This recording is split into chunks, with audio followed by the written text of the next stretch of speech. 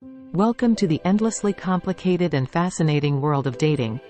In your journey to find love, or perhaps just companionship, you may have encountered the ubiquitous question, what's your type? In this article, we'll delve into the various layers of this seemingly simple query. We'll examine the underlying factors, both conscious and subconscious, that often guide our choices in the dating world. But first, let's set the stage. Picture yourself at a social gathering, your eyes dart from person to person. Some individuals make your heart race, while others barely register. Ever wondered why that is? What attracts us to certain people and not others is an intricate web of psychological, sociocultural, and biological factors. And yes, all of these contribute to determining what's your type. As we take this journey together, we'll explore why some relationships feel like wearing a comfy sweater, while others feel like squeezing into a pair of jeans 2 sizes too small. My aim is to offer you a holistic understanding, peppered with scientific insights, so you can make more informed choices in your dating life. You'll find expert opinions, some sprinkling of statistics, and practical advice as we navigate this intimate terrain. So sit back, read on, and let's start decoding the enigma of dating types. This article isn't just for the starry-eyed romantics. It's also for those who are just dipping their toes back into the dating pool, or perhaps are reassessing their types after a breakup. Let's go on this journey of self-discovery together. As we dig into this labyrinth, it's essential to remain open and self-reflective. Challenging your own perceptions could open the doors to a more enriching dating experience. Ready? Let's get started. The concept of type in dating. Alright, let's start with the basics. When someone asks, what's your type? What they're really inquiring about are the characteristics or qualities that you find appealing in a romantic partner. These could be physical attributes like height, hair color, or build, or they could be personality traits like kindness, humor, or intelligence. In some cases, the concept of a type can extend even to shared interests, social background, or even astrological signs. The point is, everyone's type is uniquely tailored to their individual preferences, experiences, and aspirations. But it's not set in stone. Your type can evolve over time, influenced by a myriad of factors that we'll delve into later. For instance, your teenage self might have been drawn to the bad boy or the cheerleader, but as an adult, you might find yourself attracted to someone who is emotionally available and shares your love for cooking. Change is the only constant, after all. When discussing what's your type, it's also important to consider the notion of compatibility. While it's easy to list traits you find attractive, compatibility goes deeper than that. It encompasses shared values, goals, and a mutual understanding of each other's needs and wants. So, is compatibility synonymous with having a type? Not necessarily, and this is where the waters get murky. Finding someone who fits your type doesn't guarantee a lasting relationship, and it's crucial to understand why. Let's address the elephant in the room. Can having a type limit your dating options? You bet it can. If you're strictly sticking to a predefined set of characteristics, you could be missing out on a wide range of individuals who might be excellent partners but don't necessarily check all your boxes. Moreover, a hyper-focused approach might set you up for disappointment, as no one can possibly meet every criterion on your list. You may wonder if it's even possible to define your type without inadvertently falling into the trap of superficiality. And this is a valid concern. The line between having preferences and objectifying people is razor thin. But awareness of this delicate balance is the first step toward navigating the dating world more consciously. Finally, let's acknowledge that the concept of a type is often deeply ingrained in societal norms and expectations, consciously or subconsciously. These can influence your preferences significantly, whether you realize it or not. So, when contemplating what's your type, it's worth taking a step back to assess how much of that is genuinely you and how much is societal conditioning. Why having a type can be problematic. Okay, let's dive into the nitty-gritty of why having a type isn't always the path to eternal bliss. First up, there's the risk of self-limitation. When you fixate on a particular set of characteristics, you essentially put on blinders. You might overlook incredible people who don't fit neatly into your defined criteria but could offer a truly enriching relationship. Think about it. How many times have you swiped left on a dating app because someone didn't fit your type? Chances are you've done this more than once. The downside of modern dating is that it's too easy to dismiss people based on surface-level attributes. This kind of selection process is a double-edged sword. While it might save you time initially, it might cost you the opportunity to meet someone extraordinary. Another issue is the psychological trap of confirmation bias. Once you decide that a certain type is right for you, it's easy to find evidence supporting that belief while dismissing anything to the contrary. This bias fortifies your perception and creates a loop, narrowing your field of view and limiting your experiences. Then there's the trap of idealization. When you're too caught up with a specific type, you can easily overlook red flags or negative traits. Your mind projects an idealized image onto your partner, one that aligns with your predetermined type. The danger here is that when reality finally sinks in, the disillusionment can be painful. Let's not forget about the unrealistic expectations that can accompany having a type. Seeking someone who checks all your boxes can create pressure on your partner to be a certain way. When they inevitably fail to meet these heightened standards, because hey, we're all human, disappointment and relationship strain can ensue. In essence, having a rigid type can close you off to the serendipities of life and love. Sometimes the best relationships come from unexpected encounters, from stepping outside of your comfort zone, and from breaking the mold you've set for yourself. The psychology behind types.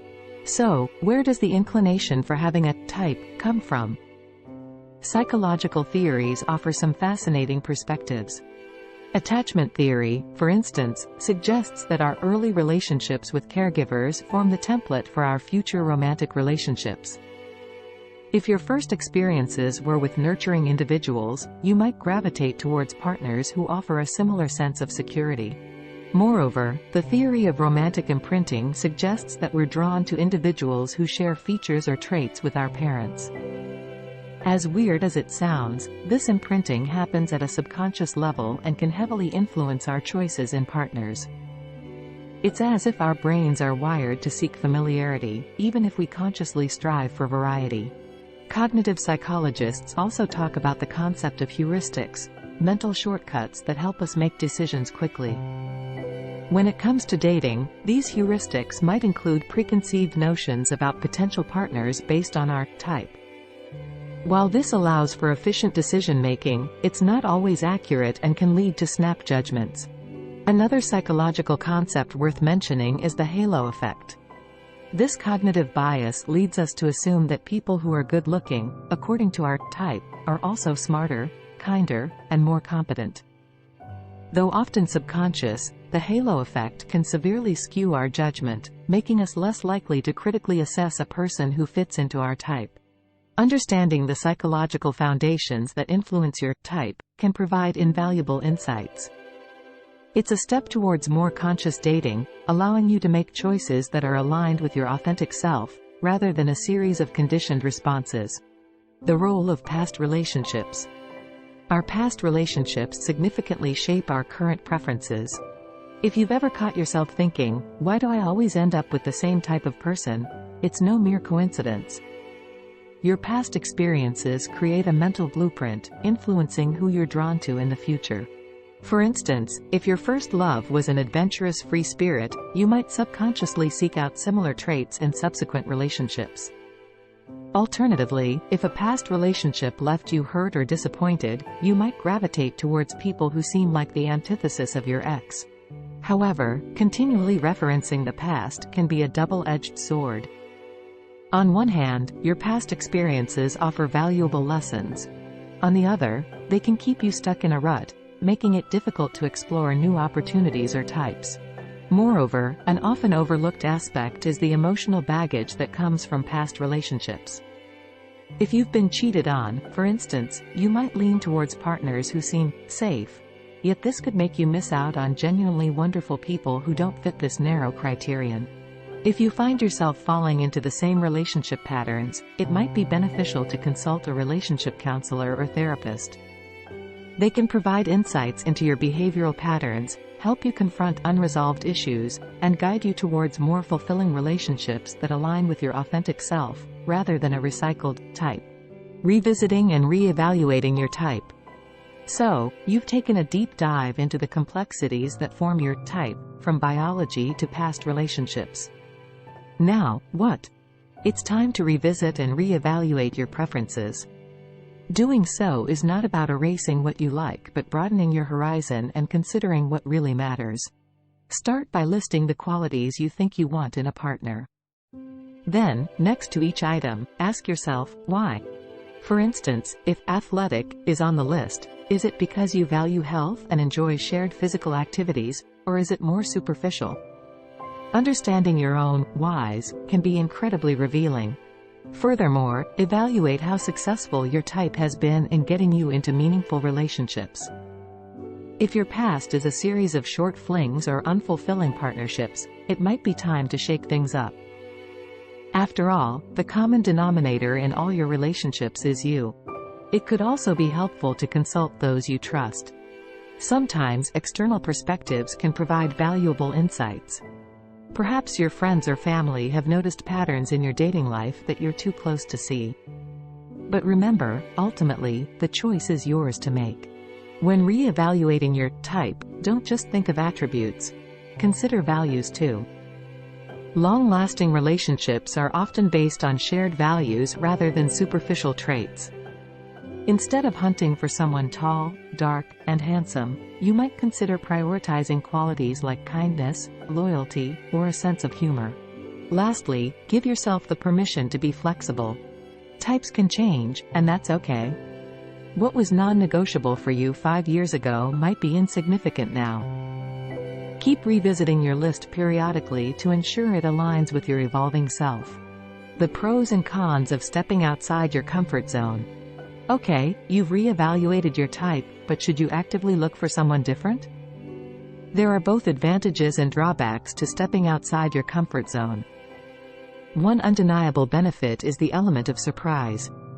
Dating someone different from your usual type can be like opening a treasure chest of experiences you never knew you'd enjoy. Going off the beaten path can also reveal hidden biases or prejudices you didn't realize you had. For example, if you've always dated within your ethnic or social background, stepping out of this circle can make you more culturally aware and open-minded. However, going too far out of your comfort zone can also be a recipe for discomfort or even disaster. If you're a staunch introvert, dating a hypersocial extrovert might exhaust you. If you're deeply religious, dating someone with polar opposite beliefs might cause tension. Balance is key.